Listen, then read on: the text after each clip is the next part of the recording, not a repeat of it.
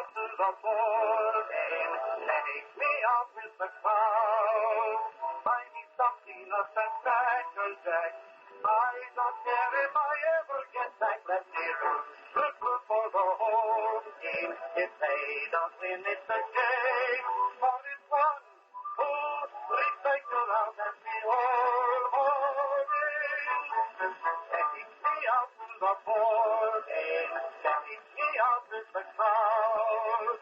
Buy me something of that Cracker Jack. I don't care if I ever get back. Let's hear it. Good for the whole team. If they don't win, it's a game. For it's 1, 2, 3. Hi, folks. It's Talkin' Baseball back at you. This is season 9, and this is episode 5, which we call Bobbleheads. And counting them all up, it's a 73rd show. 73rd show. One more, and we're Kenley Jansen for number 74. So that'll be a relief. I see what you did there. See, we do comedy too out there, everybody. So at the top of the show, we just want to thank our industrious and remarkable crew, Dan Seminator, John Dextrays, and Debbie Lincoln, a.k.a. The Truck. They're the ones that keep us in line here. They keep us fed with information, and they keep the show from going completely off the rails. And they make sure we're at the same level. Yes, yeah. It's important that we're on the same level. Yeah, because you don't want me up here and him down here, and that's just bad television. So. And that's Jason Smith, by the way. Yeah, and that's Pete Lincoln, by the way. And we were remarking that the first time we did this show, we were just in front of a fireplace and turned the camera on and said, hey, just run with it. So we're moving up. So thank you for our production crew, for making us look good, because we couldn't do it without you. You know, we found out that instead of trying to think up things to do, all we do is sit back and watch the ball games for a month, and things happen. The material comes to us. It comes to us, so we just start writing them down. Right. Hey, funny stuff happened today. What about this? So the first thing was, Brian Bayo had a no-hitter for 7 innings. And lost the game. Lost the game. Lost the game 2-0. There's Brian right there, who I'm sold on this guy. He looks like a true ace. He keeps his composure.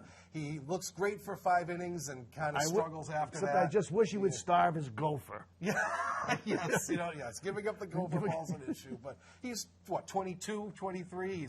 He's a new dad. He's rounding into the ace that Pedro hyped him up to be. I was retired before he was born. That's sad to think of. Well, then on this is an odd thing, and I still don't understand it. On July 21st, there was a game at night that was suspended after 3.5 innings. Now, as far as I understood, any time a regular season ball game did not finish 5 innings, it was wiped off the books. The records were wiped off the books, and they replayed the entire game. Correct, yeah. And I looked it up in 3 or 4 sources after the suspension and couldn't find any reference to continuing it. Yeah, I couldn't find it either. I don't know when the rule changed on that. I have no idea. But I remember, I thought there was a game where Poppy hit a homer a few years ago, and he ended up losing the homer because they had to restart for years and years, game. guys lost ball games. Right. All I can think of is now that they were playing the Mets. And it's the only time they're going to play the Mets. I think that's the reason why. And so they have to try to finish the game the next day, as they did. Right. So the poor people that paid the money to see on a Friday night saw 3 innings. They sat in the rain for 3 innings. Soaked for 2 hours, and then didn't get a chance to go to the game the next day. Right. The next day, in fact, was all Mets fans, if you remember. The Mets fans were already in town. They showed up to the Saturday game. So if anyone out there has any reference to the change in rules, let us know. We've got to find out about it. We couldn't find that one out. The next thing, Jaron Duran has become quite a force on this team. He has absolutely. Now, which is really amazing, because if you think about a year ago, people were ready to run him out of Boston. I was. Yep. Everybody was ready to run him out, said he's not ready, he's never going to make it. And here he is. He's fighting for the league lead in doubles with about half the at-bats of everybody else. Well, it seemed to me that he had put on a lot of upper body weight. Right. He used to look like a bigger, stronger guy than he was last year, and he certainly learned plate discipline, I guess the best way to put it. Well, he did something rather remarkable on July 2nd. He had 4 consecutive doubles in a game. And that ties the all-time all-time Major League record. No one has ever hit 5 No, in a game. I think about 40 guys have done it, right? Hit 4 doubles. 50. 50. All right, so 50 times it's been done 4 times in a game, but never 5. And only 2 guys have ever done it twice in a game. Billy Werber for the Red Sox back in the 30s. Way back, Billy Werber. And the scary Albert Bell for the Orioles. I remember Albert Bell. He was terrifying. He wasn't just terrifying at the plate. He was terrifying off the field, too, right. that guy. I remember one time he hit a home run against the Sox, and I guess they've been giving him some grief about something or other. Yeah. And there's a close-up on him. He put his arm up and patted. Oh, yeah, that's right. He points it his at biceps. Yes, it was about a loaded bat. That's right. That's right. They're claiming his bat was loaded. That's right. He says, it's just right here. That's what it was. And Billy Werber, he played back in the 30s. He was the first speedster Red Sox guy. That's right. He was I think he had the team record for steals for a while, didn't he? And you know what else about him? He was the last roommate of Babe Ruth. Was he really? He was with the Yankees his first month in September when they brought him up. Right, so Ruth was leaving and he was a rookie. Wow, that's pretty. But he's the only one to get 4 doubles in a game twice. That's pretty cool. And Duran also had a single in that game. He got 5 hits in that game. And you know what? O'Brien made finally a cool comment, his first cool comment. He says, Duran runs like he's angry at the ground. Yeah, that's a great remark. That's a great comment. Yeah, isn't it so refreshing to have a guy who could actually run on the team? Run. He's scary.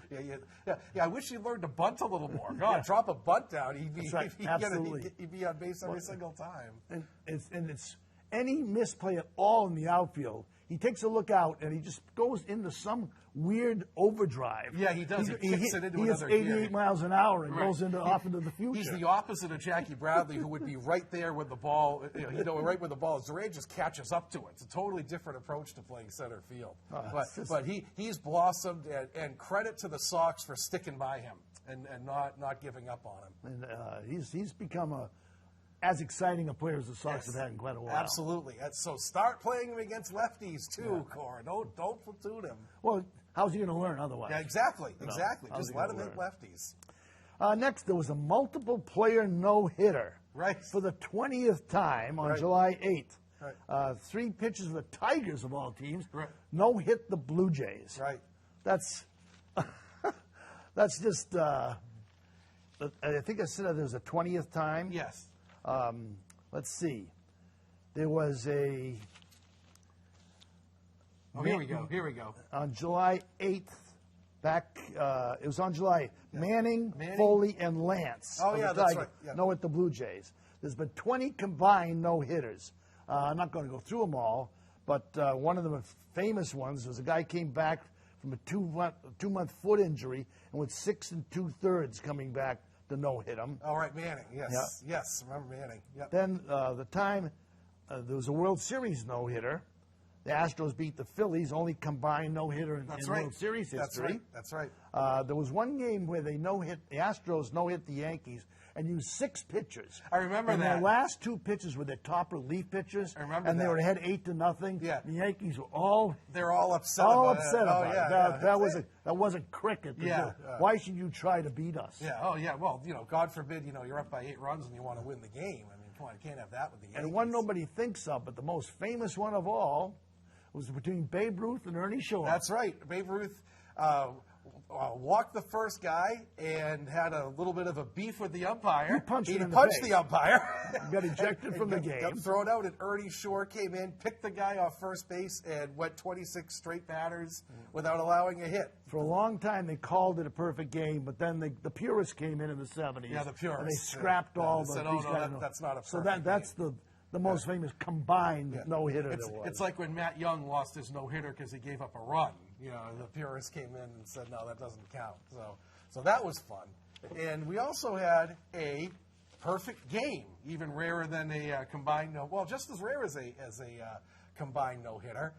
German of the Yankees pitched a perfect game, and I was watching this and, of course, rooting for him not to get the perfect game, as we always do. So that was a cool event. See, this material just comes to us, people. Okay, now what team did he pitch it for? German? Yeah. Oh, the Yankees. Yeah. All right. Yeah. It's trivia time. Oh, already? Okay. Surprise time. It's trivia time. Okay. The Yankees have had 4 perfect games in their history. Okay. Who pitched the other 3? Okay. I know Okay, this is- 2 of them I know for sure. I'd have to think on the third one. Okay, that's 2 I'm 100% you folks on. back home now. See if you can come up with who pitched the other 3 perfect games for the Yankees. All right. It's not ancient history. No. So it's something fairly recent. Two I'm 100% sure on. Okay. Third I'd have to think about. Another one, Nick Pivetta. Nick Pivetta, who people were wailing about to come out of the rotation and trade him, he's no good, has all of a sudden become a bullpen ace.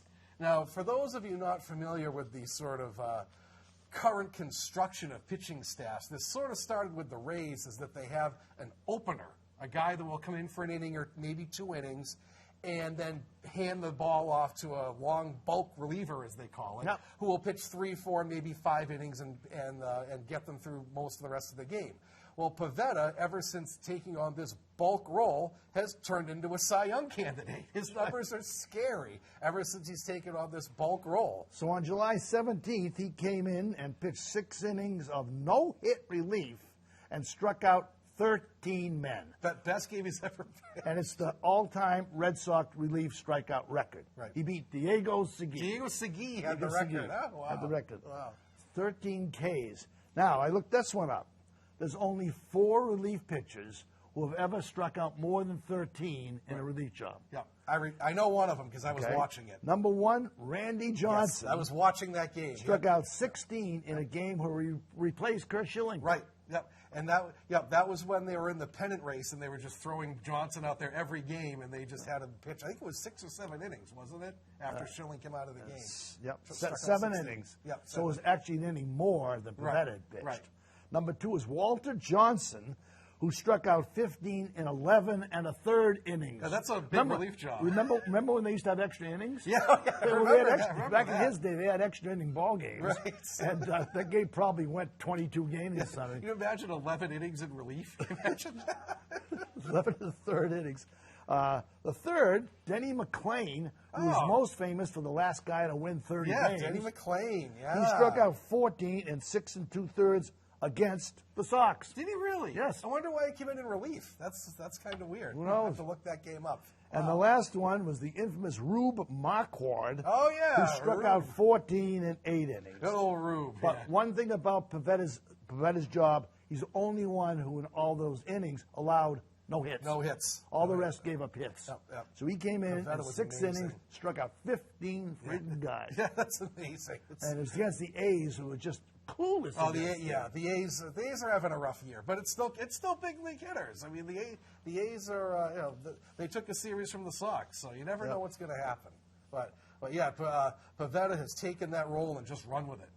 You almost look forward to him coming in the game. That's right. Now. I mean, they were talking about now he's doing well, bringing him back in the starting No, role. just Why? leave it. He's the Tim Wakefield of the team. Yeah, now. right. What is the saying? If it ain't broke, don't fix it. Just let him go. Keep him in that role. He pitched last night, and again, 5 Five shutout shutout innings. innings. Yeah, Again, and that was against the Braves, not the A's. right. That was the best team in that's- baseball. yeah. So. On 7/22, Tristan Cassis, who I'm starting to think is going to be a superstar. Yes. Tristan, Absolutely. Tristan, I never say his name right. Tristan. Kansas. Homered twice in a game against the Mets' Max Scherzer. Future Hall of Famer for Oh, sure. for sure. For sure, Hall of Famer. He's the only rookie ever to do that to Scherzer. That's amazing, isn't it? Only rookie ever to do it. He's also, I found this stat out too, he's also the second youngest ever to hit 2 homers off a guy with 3,000 strikeouts. Serious. The only one, Lou Gehrig hit 2 homers off Walter Johnson. He was about 100 days younger than Casas. So that's quite an accomplishment that he had in that game. He's hitting .469 since the All-Star break, by the way. So, again, like Duran, credit the Sox management for sticking with this guy. At the end of April, if you remember, I think he was hitting .130 at the end of April, and everyone was saying he's not ready, and they stuck by the guy, and he's just been getting better and better every single month. And he also was involved in quite an odd play a couple nights ago. Yes, he was. He hit into a triple play. First Sox triple play in several years. But the triple play was a line drive to center. The runner on first took off for second base for no apparent reason. We don't know. The center fielder threw it to first, got the guy out. Noticed the guy at second decided to run to third and threw him out at third. And it's the first 8-3-5 triple play, ready, since 1884. The first time in 140 years that happened. That folks. particular play you're has witnessing never happened. history. And every time you go to a ball game, you never know. Something that's never happened before. You never know what happened. you're going to see. And actually, they had a double play earlier in the game. Wasn't it 2 innings in a row? They had a double play, then a triple play. And they still won the game. So go figure. You know, folks, baseball has a lot of statistics. There's got to be somebody out there that is figuring everything. I found out that there is one group that has kept track of every triple play in Major League history, has more organized who was involved. It's just, baseball lends itself to statistics like no other sport, and people care about them. People discuss. We just talked about something that happened 150 years ago. Yeah, we did. And people care about that. It's part of the fabric of the game. It's so numbers-oriented, people, and we hope that you understand some of these numbers that we bring up because they can get pretty confusing. But they're part of the game, and the more you learn about the numbers, the more it helps you to understand the game. Well, we said from the top, this is the baseball show for baseball fans. Yes, it is. Yeah. Yes, it is. We're not out there just chewing the bologna to save time. No, well, we chew the bologna, but it's with a purpose. That's right. So It's good bologna. there's a reason why we do. Yeah, it's good bologna. It's teachable bologna. Right. Right. It's bologna to entertain you. So, yeah, those are just some tidbits that happened over the last month, and I'm sure there will be more. And it's an exciting time because the Sox are red hot right now, and people are the Bloom haters are very quiet right now. Right. Everything's starting to snap into focus for this team, and who knows? In a month it might not be, but right now this is an exciting time. When we did our last show, there were 15 out. As of right now, there's 7 out. They made 8 and games if they jump 8 games, they'll be in first place when we do this show in August. Oh, here we go. Yeah. So prediction, forecast. We'll see. Take money later. Yes. Sports Kings, we'll take the money for you. We'll be right back after this word from our sponsor. Baseball fans, wouldn't you rather buy tires from a company that uses men to talk to men about its product? Here's a mulligan from Sullivan. Passios Tire is the tire for you. It's the tire sold by adults to adults. Passios Tire salesman can properly pronounce the word commute and can sail through a northeaster. It's just a snowstorm.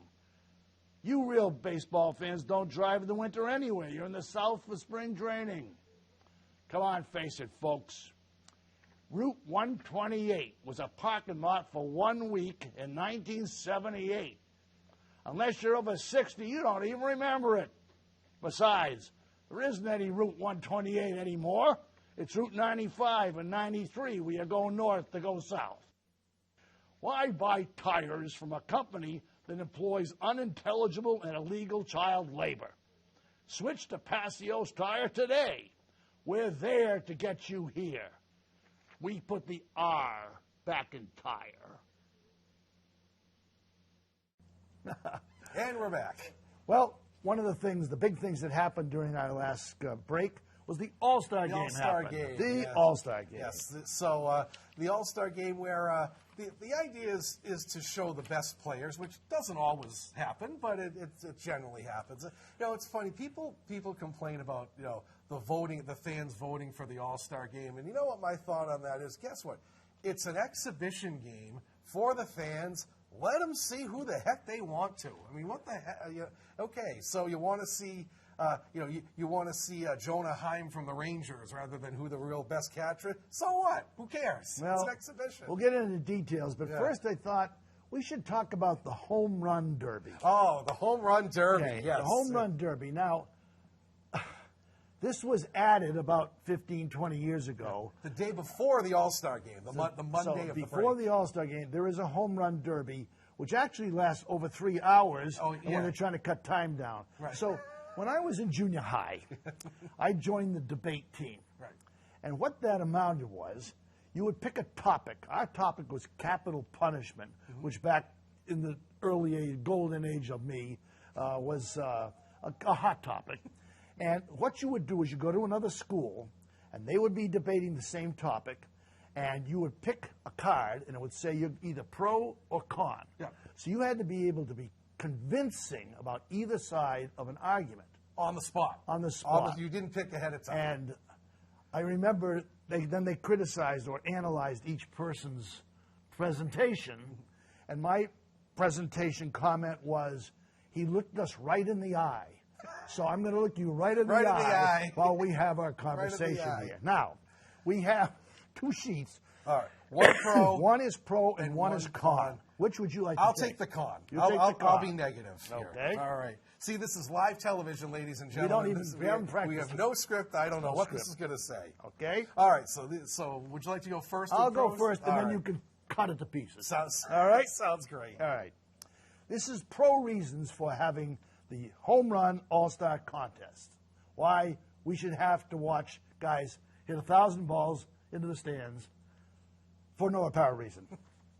First, it extends the All-Star week to 2 days. It used to be an off day Monday, game, off day Tuesday, Wednesday, and off day Thursday. Right. So 3 of the 4 days were off days. Now there's 2 days, so you don't have to go without baseball for more than 2 days. Right. So you can watch a home run contest on Monday and watch the All-Star game on Tuesday, suffer Wednesday and Thursday, and then get back to the ball games on Friday. Right. And we all did suffer Wednesday, Thursday. Okay.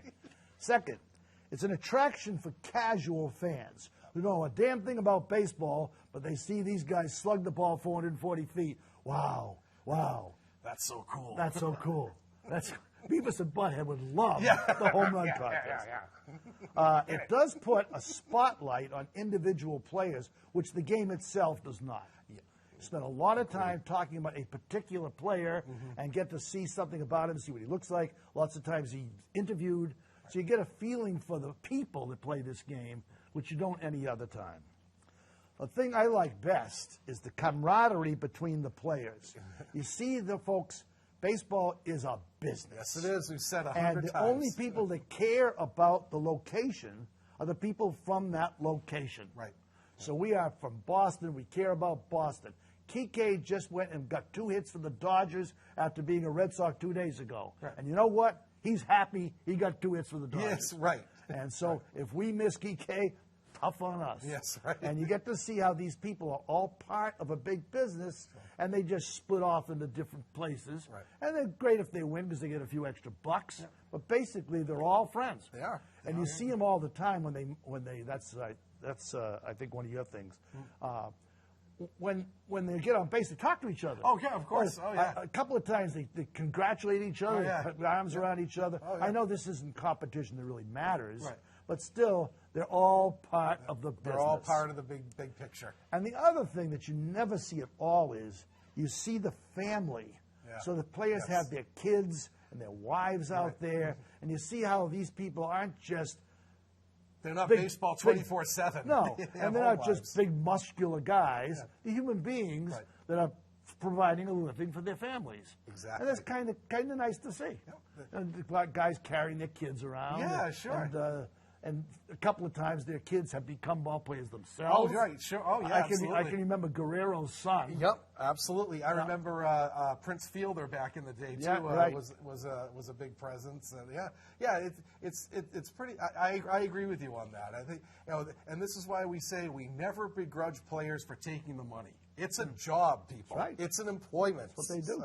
So I'm going to go on the con side, and I'm going to bring up some things here that are sort of a negative thing.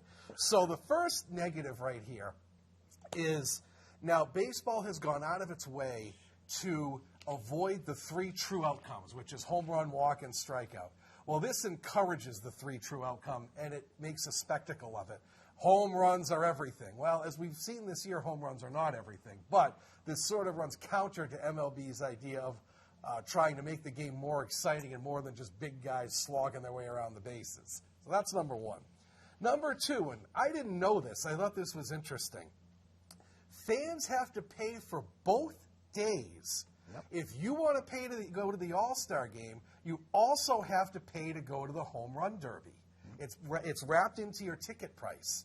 So you not only have to fight the crowds and the hype for one day, you have to fight the crowds and the hype for 2 days. Yep. And it's a prohibitive cost for some people. I mean, think of the money that people spend already. I remember my friend Gordon Eads, who's the Red Sox historian, he asked me if I'd like to go to an All-Star game. And I said, gee, I think it was fairly close by, I forget what park. And he said, it's $500 a ticket. And I said, great. He says, but you have to spend $500 for the home run contest, too. Right. It's an equal price. Right. It's equal to going to the All-Star game. And you have to pay for both. Right. And I'm sure at this point it's probably thousands of dollars to go to both games. But that's prohibitive for a lot of people. Right. And I'm sure there are people that would be willing to pay to go just to the home run derby and not the game. So that's a downside. So this is the third one, and we've seen this before. And it was I remember Bellinger was big as a big example of this. Hitters have been messed up in the past. Oh, yes. You go into the contest, and your goal is to hit home runs. So you swing a certain way, you time your hitting a certain way, and then all of a sudden, and you choose your own pitcher, too.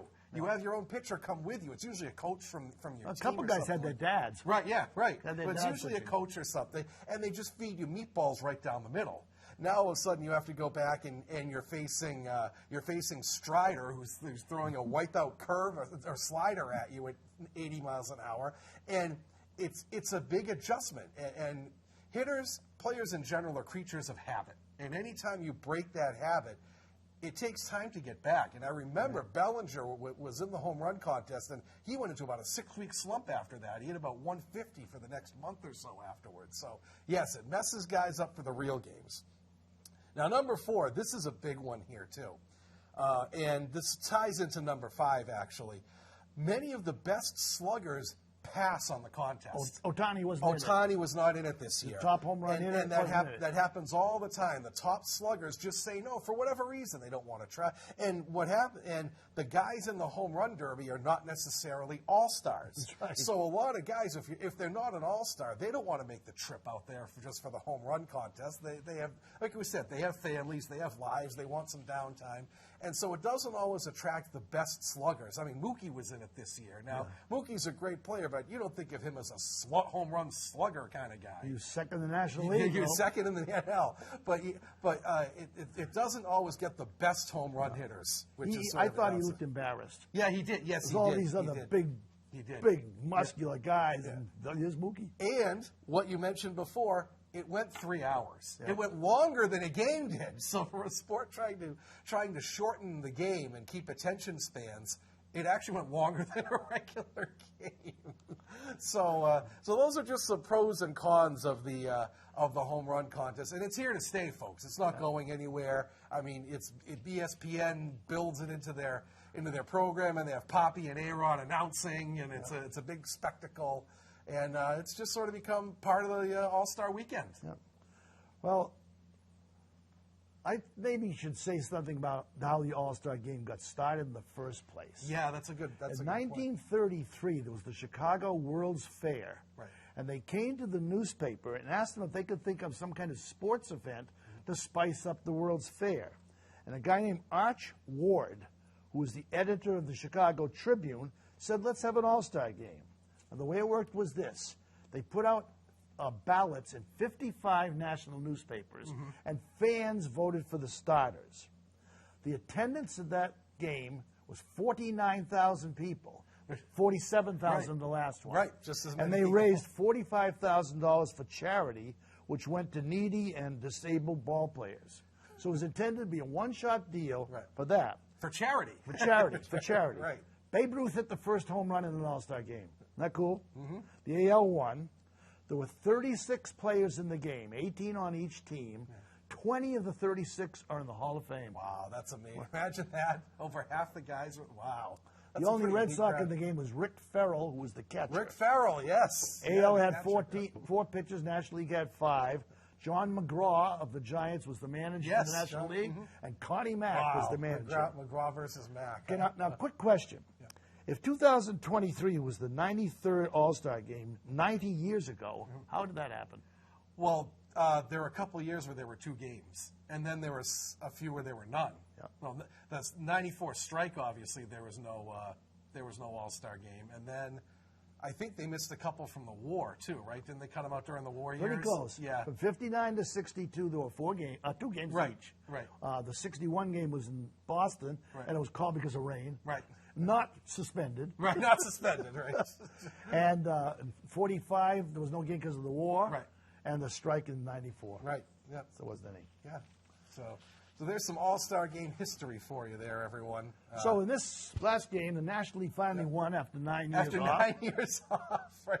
And it's funny because when I was growing up, it was the opposite. The National League, I think, won like 16 out of 17 Right. years. They dominated, and Streaky. it's totally changed. Yeah. Couple of weird things. Elias Diaz and Yandy Diaz both homered. First time 2 players with the same last name have homered in the All-Star both game. Diaz. In fact, when they said the MVP, I had to check which Diaz it was. I wasn't sure. And Sonny Gray and Josiah Gray both pitched scoreless inning. Right. First time 2 Grays. Two have Grays pitched. were in the game, too. So. But the guy that killed me was Arise, who we talked about last time. Right. Oh, yeah. He saw 2 pitches and hit 2 singles. Hit 2 singles. He got such a big. Lofted right over the infield.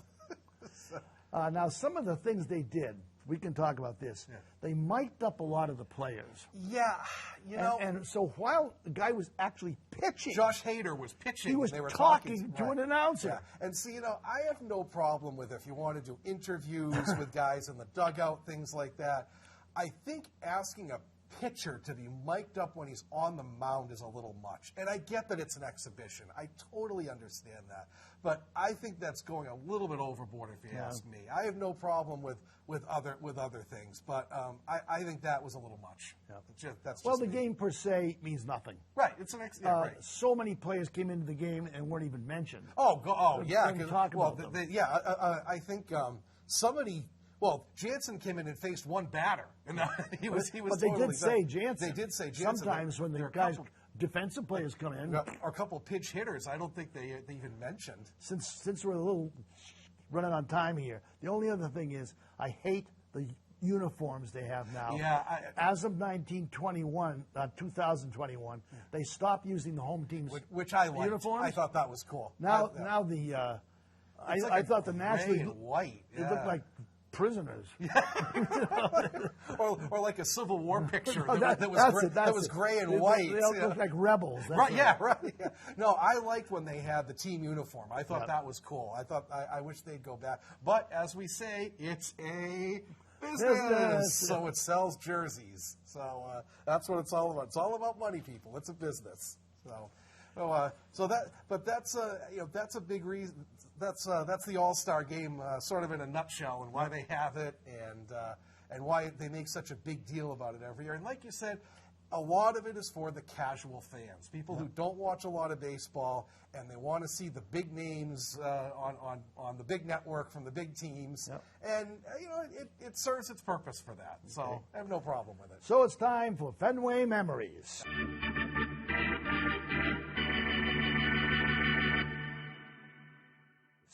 Go ahead. Give us a memory. Not too long. Not too long. No, this is a short one. I thought this one was appropriate. And it's not necessarily a Fenway memory, but sort of a memory of going to the game. And as you know, if you live in Boston, the MBTA has come under a lot of fire the last couple of years as it's aging and breaking down. But back in the day, it was essential to getting in and out of Fenway. That's how you went to the game. Everybody took the train. Everybody took the Green Line in and you transferred. And what they used to have, what they still do, but not nearly as much, is that they used to have buskers in the train stations, if you remember this. That's right.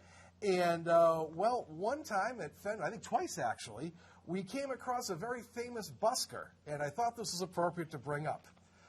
We saw Tracy Chapman back in her busking days when nobody knew who she was. She was a tough student at the time, and she was busking in the train stations on the way to Fenway.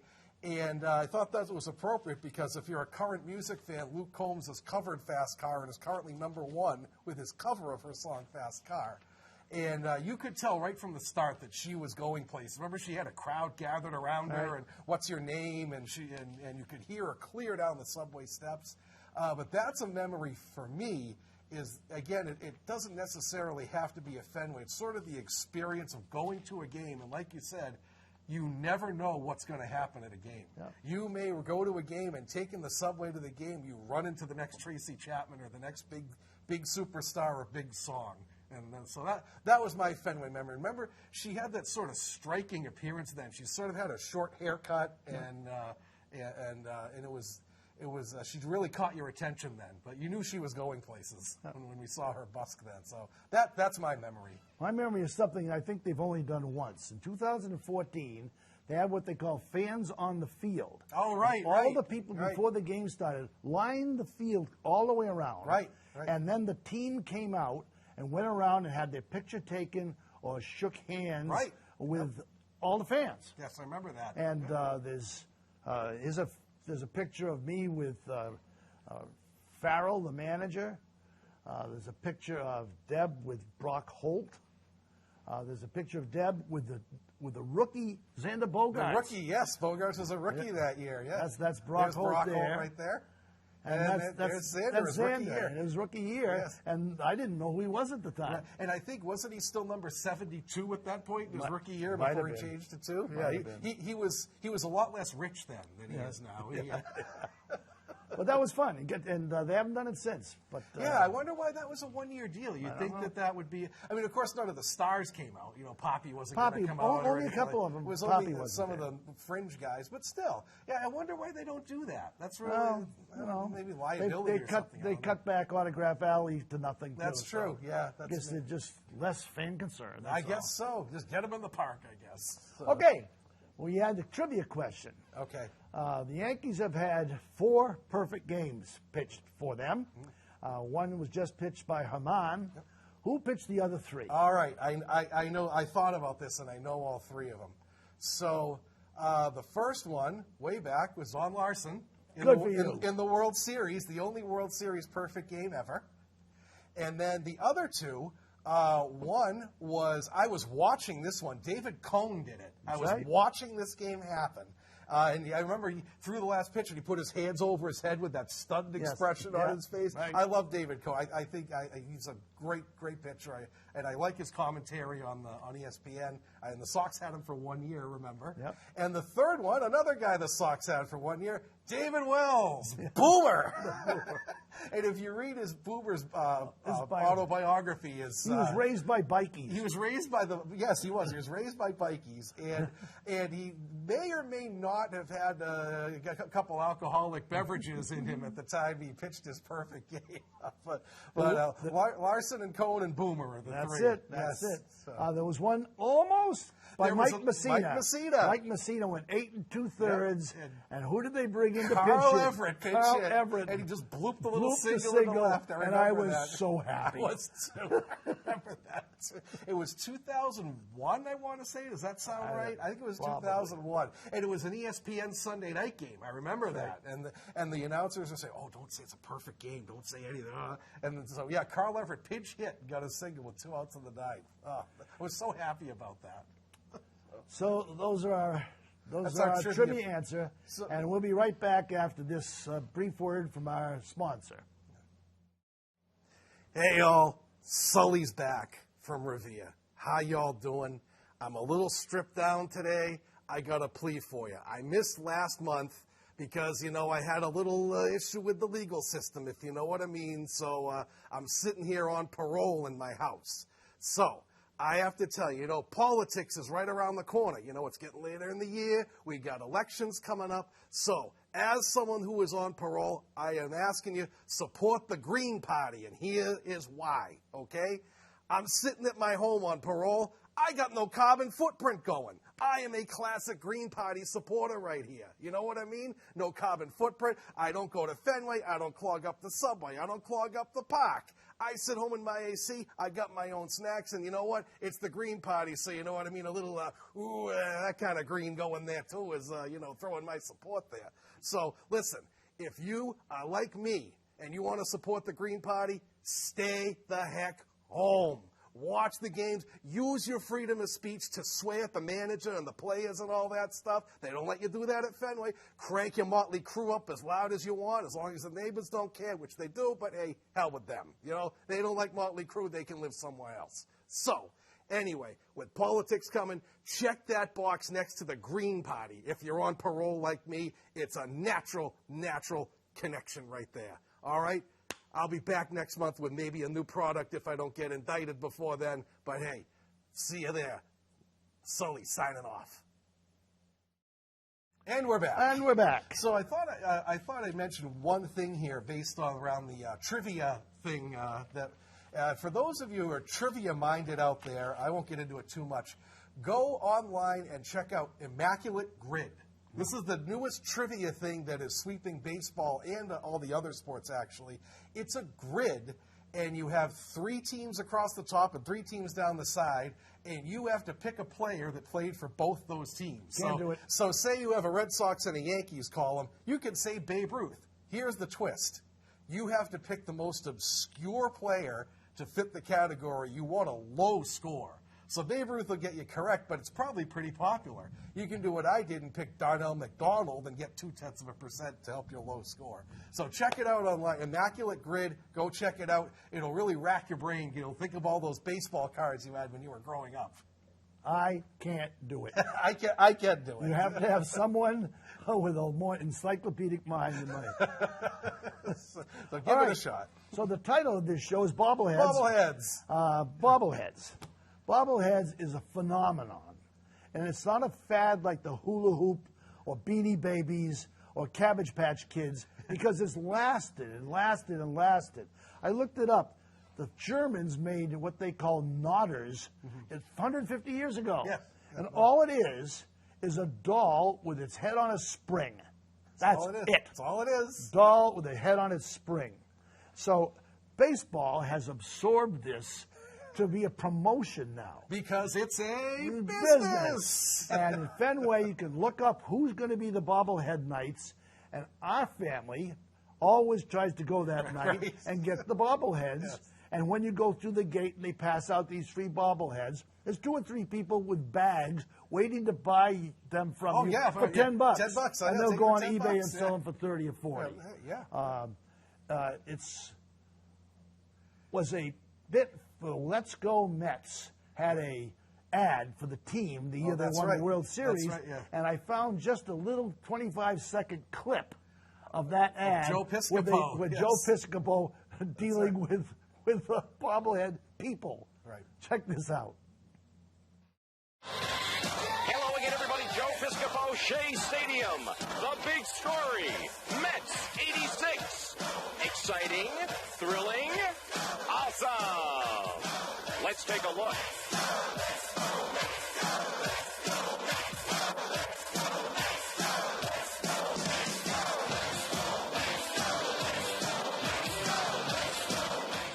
Isn't that a riot? That's great. I love it. That's great. It's become a big deal. They have it on the schedule at the beginning of the year, and especially if you go to minor league games, they have them all the time. Okay. Here's one. I have one here. This is a talking bobblehead of Jaron Duran from the Woo Sox. See if you can hear what he says.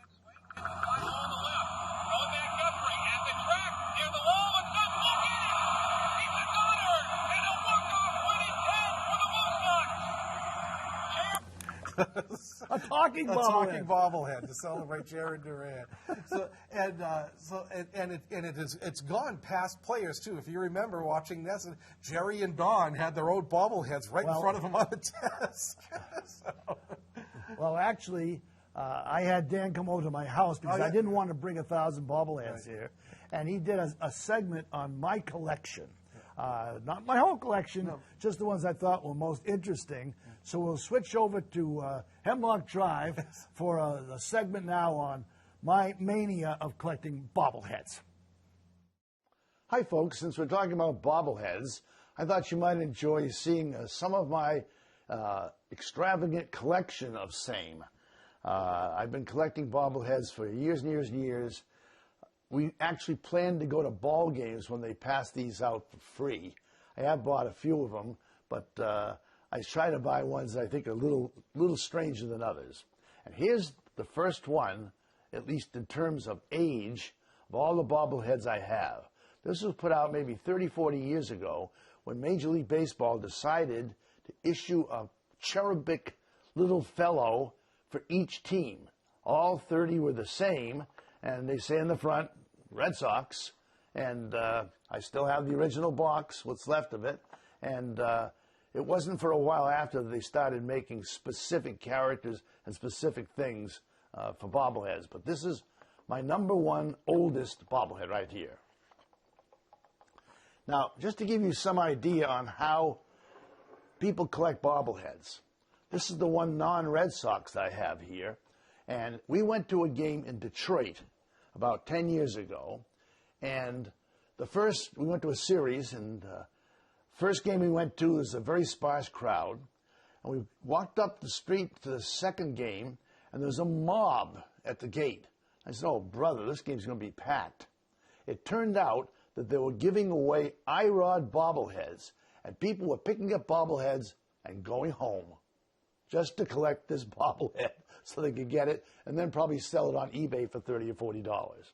So this is a non-Red Sox, but he was quite a character and quite an appeal for Detroit folks. Here's a very interesting one. If you remember, the Red Sox outfield of Benintendi, Bradley, and Betts, at the end of a victory, used to do a little victory dance in the outfield. So this is a very heavy copy of their little dance they used to do. And unfortunately, all three are no longer with the team. Alex Cora holding up the 2018 Ram Championship bobblehead. And here's one of Benintendi with his famous catch in the 2018 World Series. And another famous catch by Jackie Bradley Jr., one of several he made at the time. Here's an oldie, Carlton Fisk, celebrating his 12th inning home run against the Reds in 1975, waving his hands. I just like this one because he's still playing. This is Craig Kimbrell with his strange stance before his delivery, holding his arms out like some kind of predator. These two are kind of interesting. They have little counters on them. This is J.D. Martinez, and the idea was you could get this and then count the number of home runs that he hit for the season. And this one is of Chris Sale, and you could count the number of strikeouts he got in the year.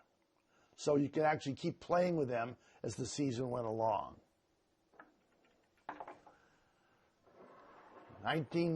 2013 World Series Championship, as Koji is being embraced by the catcher, and the Red Sox won their third World Championship in the century.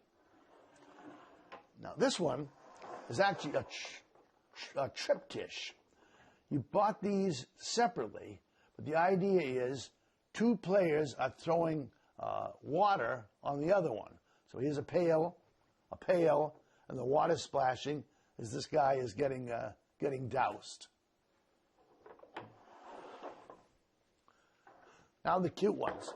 Mookie was famous as a bowler, and so here he is bowling, wearing his Red Sox jersey, which I doubt he wore when he was bowling all the time. You remember the time they tied up Pedro in the dugout? This is Pedro tied up because he wouldn't shut up. In this bobblehead, they didn't show his mouth being taped up, but it was too. And that I always get a kick out of that one because it was all in good fun, but apparently Pedro was a pain in the neck in the bullpens. They had a Star Wars special one night, and this is Bogarts as a Star Wars figure.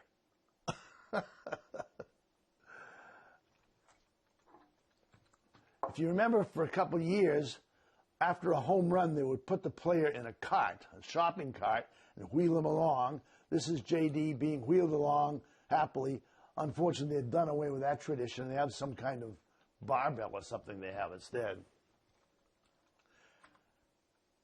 This is a very scarce one. This is policeman Steve Horgan. When Poppy hit the grand slam against the Tigers to tie the game in the World Series, no, I guess it was the playoffs, the officer in the bullpen threw his hands up in the air, just as Torrey Hunter's legs went over the edge, and they decided to issue a special exclusive edition of this. This cost me a couple months of mortgage to get this, but it's, I think, the cutest one I have is the cop being happy. And they also issued some of announcers. Tom Caron, TC, being sitting there doing his thing with his glasses on, and his hair is much thicker than it really is. But that was the one they did with Tom Caron. And here's one of Heidi Watney, who was a rock star as an announcer. I can remember as she was walking around the stands announcing, people say, "Heidi, will you marry me?" And then my favorite one of all time is Jerry and Dawn, the greatest set of announcers we ever had. They actually did special reels of their comedy act routine. Everybody will remember the famous pizza throwing routine, where they just got so hysterical they couldn't talk any longer, or the great boob grab that made them incoherent for 2 innings. But we really missed them, and this was a great tribute to them. Actually, in transit, one of the announcers' microphones broke off, so I had to glue it on with Gorilla Glue to keep it safe. And so that's just a look in some of my collection. And so here's Pete and Abe Lincoln saying, "Back to our show." All right, and we're back. So There's one, I think I mentioned it in that, there was one of the cop yes, holding his hands up hands when up. Poppy hit the grand slam. Yes. That cost me an arm and a leg. I bet it did. It was I a bet it very, did. very limited edition. They did not give that bobblehead out at games. Right. All the rest of them we just picked up Right. at ball games, Right. for free. Oh, absolutely. And they give one to everyone. So if you go with 4 people to the game, you have 4 bobbleheads to bring home. Absolutely. All right, we have. I know we've gone to a few, and it's. I remember the Kimbrel one had the arm down at his side and everything. And interestingly, what happened this month is, well, in August they're going to have the Kike Hernandez bobblehead August night. 9th, folks. August 9th. And he was just traded 2 days ago, so they're going to have a bobblehead to celebrate a player who's. I wonder if they'll ship them all out to the Dodgers, but they don't have the wrong uniform on. Yeah, I don't know what they're going to do. I guess it's still. I think the guys getting the paying you $10 for them won't be there that night. I don't think so. I don't think there's going to be a lot of demand. I don't think there'll be a huge demand to get the Kike bobblehead. Well, I think that happened. Didn't that happen to the? It was either Portland or the Woo Sox last year, where they had a bobblehead, a sub player, and he got called up like 3 days before, so that he wasn't around to celebrate it. I forget who it was, but it's just. And it's the funny thing is that it's gone into other sports too. Oh, I mean, every sport has a bobble. It's not just baseball, basketball, hockey, football. They all have and bobbleheads. all kinds of figures. As you saw in my video, I had Abe Lincoln. Right. So. And we also have a picture of my son had a Boy Scout camp out at the Woo Sox Park, and way out in center field in the Woo Sox Park, they have a 7-foot bobblehead. And it's just a head on a little tiny body, an enormous head, and he's standing in front of it just waving, and you can touch it, and the bobblehead just goes like this, and it's taller than a person. So you can have bobbleheads of every size, too. I also discovered online that you can send in pictures of yourself and have a bobblehead made of yourself. Oh. Don't be surprised if at our next show we have 2 little bobbleheads, Bobbleheads of ourselves. Pete and Jason, nodding their heads at you while you watch the show. Right. We'll have to get a little Wally with a chair. Oh, too. I have that. We'll I have to do that. I'll stay with that. So, Bobbleheads are just a phenomenon, but it doesn't die. no, It no. seems to be, if anything, gaining momentum. It really does, and it's funny because think of all the other promotions that teams have had that have come and gone, and every year the bobblehead is still the biggest seller, and Yep. it's a huge deal. And it's funny, they always put it like on some night when they're against some bad team to try to get tickets. Always. You know, A Tuesday against the White Sox. yeah, exactly. That's in one, early that's May. one, that's one of them. In early May or Yeah. so. Yeah, so when they're not going to sell out a crowd, they get people in for that.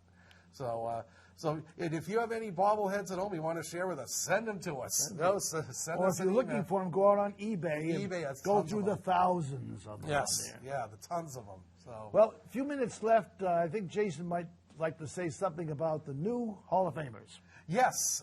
So Hall of Fame. Hall of Fame induction ceremony was last just weekend. happened Yes. last weekend. So there were two players that were inducted, and there wasn't a lot of hype because they were two sort of borderline guys. Very much so. The first one, Scott Rowland, was inducted by the voters. I think it was his 8th year on the ballot, maybe been on there a few years. And not a lot of people know about Scott Rowland because at least in Red Sox land, because he was mostly in the National League. Yeah. He joined the Blue Jays at the very end of his career. And when he played for the Blue Jays, he came up to bat. Yeah. I go, Roland. Yeah. Keep them doggies running rawhide. And he was Not funny. Not funny. But he was a wonderful fielding third baseman, and that always gets overlooked. Yeah. I think people don't appreciate defense the way they should. And offensively, he was never a force. He was a steady 25 to 30 home run, steady 280, 290 hitter. Never flashy, never had a out of this world MVP season, but never had a really bad season either. I have no problem him getting in. I was a big supporter of him because I think that too often they focus on offense in the Hall of Fame, and it was good to see a defense guy get in. Not that he was all defense. But I was 100% in support of Scott Rowland. Go look up his numbers. I think you'd be surprised at how solid a player he was, especially with stats like WAR that combine offense and defense. His WAR is better than a lot of people in the Hall of Fame. And he's a third baseman. Not many third basemen. Not many. He's only the 9th or 10th inducted, I think. Very few. Yeah, it has the least of any position. Yep. And the other guy who was elected was the crime dog, Fred McGriff, who I think was really hurt by the strike. Yeah, he missed out on 500 home runs. He was elected by the Veterans Committee. He retired with 497 homers. And the strike in 94 was at his peak years. Right. He absolutely would have hit three more homers. It wiped out two months. Right. It wiped out 2 and months. I think if he hit the 500 homers, people say, okay, that's sort of a benchmark for a Hall of Famer. He's in, he gets 500. Instead, he had to wait. Definitely an offense-first guy. I don't remember him being praised for his defense very much. And what hurt him also is he sort of bounced around. I mean, I remember him with the Blue Jays, but he was with the Padres for a while. He was with the Mets for a while. I think he ended up with Florida even for a couple of years. He sort of didn't have a real home team that you could associate. Mr. Immaculate Inning. He Mr. Immaculate Grid, absolutely yes. knows the answer. Yes. How many teams that guy played for? But I'm happy for him that he got in. And I remember he was sort of a character too. Remember they all called him the crime dog. And he was the Braves. He was a part of those big Braves teams in the 90s. Why did they call him that? Because McGruff was the crime dog. Oh, Remember, take a bite out of crime. So they called him the crime dog. I don't know that stuff. Well, if you're a child of my age, you remember the McGruff crime dog. You're still a child. Hardly. So congrats to Rowland and McGriff. I think they're both deserving. I certainly would have put them both in ahead of Harold Baines, but we won't go down that road like we did a while ago. And yeah, it was sort of a soft year for the Hall of Fame. Yep. And I think that's why they got in. I think it's a bad look if they just don't elect anybody. I think they want to make sure that players get in consistently, and good for them. It's all about timing sometimes, whether you get in or not. But I was all in support of that. I missed the induction ceremony. We had other plans that day, but I've DVR'd it. I've not had a chance to watch it yet. And it's really something. If you watch it on MLB Network, they make a whole big weekend of it on MLB Network. They have interviews with former players. They had a very lengthy interview with Raleigh Fingers that was pretty interesting to watch. Make sure you watch it. But we're running against the clock here. Again. That was a Bobblehead show. Bobblehead show. Thank you so much for watching. Go Sox will be coming at you from late August. We'll see you anon. We'll see you anon from the Passio School next time. Go Sox. Go Sox. See you then. Take me out to the ball game. Take me out with the crowd. Buy me some peanuts and cracker jack. I don't care if I ever get back. Let's hear it. Root for the home team. If they don't win, it's a shame. But it's one who recycle around and be all in. Take me out to the ball game. Take me out with the crowd. Buy me some peanuts and cracker jack. I don't care if I ever get back. Let's hear it. Root for the home don't mean it's a game. All is one. Ooh, the night around has been over.